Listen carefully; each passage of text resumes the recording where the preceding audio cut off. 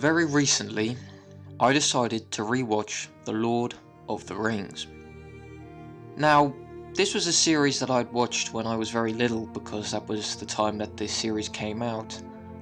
And I very much enjoyed it, but in the realms of fantasy films, I wasn't all that interested, and I was much more of a bigger Harry Potter or Star Wars or things like that, fans of those. And I always thought, you know what, I need to rewatch The Lord of the Rings, and I did it very recently, and I was blown away by the story, and actually how emotional it was when, from my remembrance as a child, it was just a very linear story filled with stupid gobbledygook, but it actually made a lot of sense. And it's a very human story. And what I want to kind of talk about today is how this story is actually a very personal one to the man that wrote it, who is j.r.r. Tolkien. And basically, it was a recovery method for him. And he served in World War I, he was a British soldier, and he fought in the Somme, and through the horrors that he saw, he came home to Yorkshire, and he had a time where he was recovering from the war, and I think during that time he kind of used his memory of what he remembers from the war, and also what made him want to come home and made him survive the war. And I feel like The Lord of the Rings is a very internal adventure for him, and the films themselves just complement what the original books were creating.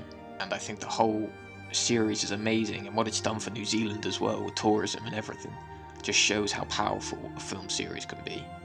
Now, starting with The Fellowship of the Ring, directed by Peter Jackson, who was always, I believe, a big fan of the series, and he took it upon himself to make these amazing films, and the amount of Oscar nominations that these films got, jeez. And actually Return of the King, that won Best Picture, has 11 Oscars, which is only drawn with Titanic and Ben-Hur, which is quite the accomplishment, and it is an amazing film. So back to The Fellowship.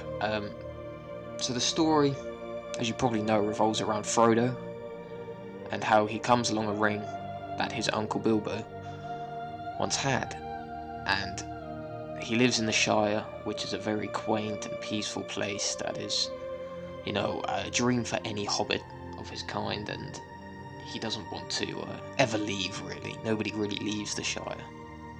But his friend Samwise and his friends Pippin and Merry as well, through different things, end up going on this adventure with their fellowship, including Gandalf, Boromir, Aragorn, Legolas, and Gimli, which I believe I've all pronounced correctly. And their journey is quite an amazing one, and the story of Lord of the Rings I feel is really clever because the first film introduces these 9 people that we follow throughout the rest of the series. Obviously the main story revolves around Frodo and Sam as they adventure to Mordor. However, we have these other stories of what Pippin and Merry are doing, and what Gandalf is doing, and Aragorn and Legolas and Gimli, the adventures that they go on and the battles that they fight in. So we have all these different stories going on through after the Fellowship breaks at the end of the Fellowship of the Ring, and it follows through into the Two Towers and into Return of the King. And what's very smart is that he decided to introduce these 9 characters in the very first book, in the first film. And unlike many other series where they'll have, say, a superhero film, and they'll have a successful first superhero film, then in the sequel they'll introduce a bunch of colourful casts and they'll shove them all in as all these side characters. But though sometimes they can be very good and well-rounded characters, often we don't feel the same connection to them because we weren't introduced to them so early on. Meanwhile, The Lord of the Rings decides to tell you about these characters and have them all together until eventually they split off to each go on their own adventure. So each of the characters are sort of, well, not all of them, but they're all kind of wise and almost underdogish, many of them, and especially the hobbits, and how these creatures, which are not necessarily looked down on, but just not sort of seen as able as the humans and the elves and the dwarves, and they're looked down upon quite a bit because they hold no great strengths or no great wisdom compared to these other creatures, these humanoid creatures anyway. But the ring itself, what the ring represents, is the fact that no greedy being that wants power can hold the ring because it'll get sucked in by its power. And the fact that the hobbits, and Frodo specifically, can hold it just shows the fact that he is so selfless and he wishes nothing more for himself. He just wishes to be gone of this evil. And obviously it takes its toll on him because it's the darkest magic in the whole of Middle-earth. And with Middle-earth itself is quite an amazing fantasy world, and for Tolkien to come up with this whole place and how smart he was with the geography and the language and all how the world develops with all these different beings, and really, really amazing. And you just know that what he made was such an inspiration for so many other people, so many other fantasy writers. I believe Game of Thrones, A Song of Ice and Fire, was heavily inspired by Lord of the Rings, and even Harry Potter as well, by J.K. Rowling, was very much heavily inspired, and you can see many sort of things between the two fantasy series that are very similar because Harry Potter has taken the inspiration directly from the Lord of the Rings. But what it comes down to at the end of the day is that Tolkien actually never, I don't believe, I may be wrong on this, but I don't believe the books that much success during when he first wrote them, but it wasn't until his son found them later on that he wanted to publish these books because of how amazing they were. And Tolkien he wanted to create a world that was very much a reflection of our own, but bring people down to earth on what truly matters, is that power doesn't matter, and wealth and riches, and we often see all these corrupt characters in the Lord of the Rings, but the people that are the most honest and the most real are actually the hobbits that are not all that wealthy, they're just happy and they live in this village that is very much simple. It's a simple place. And many people say that that's a reflection of Britain, actually, when he was fighting in France during the First World War, and it's sort of a reflection of how he wanted to come home. And you actually see during a scene in Return of the King when Pippin is scared of dying because they're about to break through the door in Minas Tirith, that Gandalf turns around to him and starts telling him of the other side of what happens when you die, and he talks of these white sandy shores and this green country, and many people have said that's probably his description of Britain, and how during the war all he wished was that he could return to what was his home, and that even in death he hoped to return to that place, which is a very, heartbreaking story. And I think many writers today probably haven't been through the same sort of ordeals that Tolkien went through in the First World War, and the Battle of the Somme was probably one of the most horrific battles in the history of man.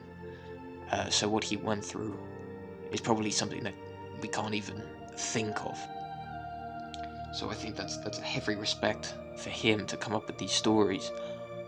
And then for Peter Jackson to transfer these into these films is so amazing. And I feel like Peter Jackson understood what was important with these films, and that though the battles are amazing, and for the early 2000s what he did with the CGI is so clever through the cloning and the randomization of the movement for all these huge battles of thousands upon thousands of little people on the screen. So very clever, really was.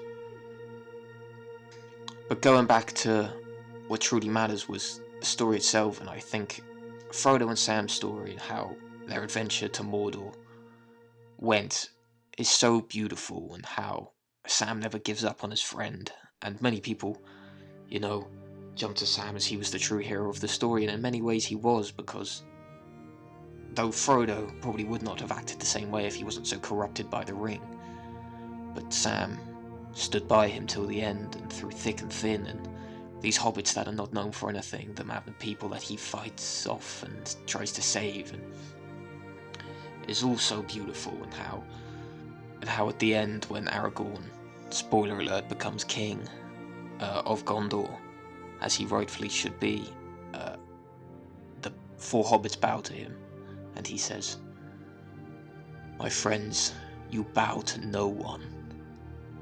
And oh man, I cried, man. But it was a proud cry, because it's just such clever storytelling, and how Tolkien really wanted to push in the fact that these beings, you don't have to be big, you don't have to be the smartest, you just have to have a good heart and want good and look after the people that you care about, and the world will respect you in its own way, and people will come to realize what you have given them. And it's such a beautiful story, because the fantasy is kind of a cover-up of just the story of these hobbits, of these people that made the biggest difference in the history of this whole fantasy world than any other person has. And yet, they never thought it would happen to them, and how they feared of death, and how they just wanted to go home, and yet they fought through every moment, because they wanted to stand with everyone else during these battles, during this adventure. Amazing. And then, moving away from the story, for the films themselves, the cinematography, some of the shots, the ring in the snow, that shot just on its own. I remember seeing that and thinking, wow, perfect shot. And there's so many points within the Lord of the Rings where you just think, wow, these really do look amazing. And there is quite a bit of CGI, but then again, there's so many sets and so much actual manual labor went into this film. It's really amazing. And as well, the music and how they use the scores throughout, and how each of these songs remind you of the places they've been. The visuals just so stunning, and this obviously all comes back to what Tolkien originally wrote, but how they transform that from these descriptions into these fully realised worlds in film. They did such an amazing job, and a lot of people say that The Hobbit didn't live up to The Lord of the Rings, and I completely agree. And I think a lot of that is because the original magic of the world that we first saw is slightly gone, but just the heart of the story wasn't there as it was in The Lord of the Rings. And The Hobbit, also written by Tolkien, is not in any way worse, but how it was transferred, I don't think was done with the same sort of passion as The Lord of the Rings originally was. And I think there was definitely a problem with how they were forced to make 3 films out of The Hobbit as well, which I think was very stretched. But yeah, I think The Lord of the Rings is really something that people that haven't seen it for a long time need to revisit, because for me it was definitely an eye-opener, and definitely a realization that this was the groundworks of fantasy worlds. There's very few fantasy worlds that you see or read about that aren't super heavily inspired by The Lord of the Rings, even if they didn't mean to be. It's just he birthed it, he created the fantasy genre almost, which is really, really amazing. An amazing accomplishment for this man. Tolkien, much respect to you. Did an amazing job. So yeah, The Lord of the Rings, fantastic films. Go rewatch them. Absolutely 10 out of 10. Amazing series.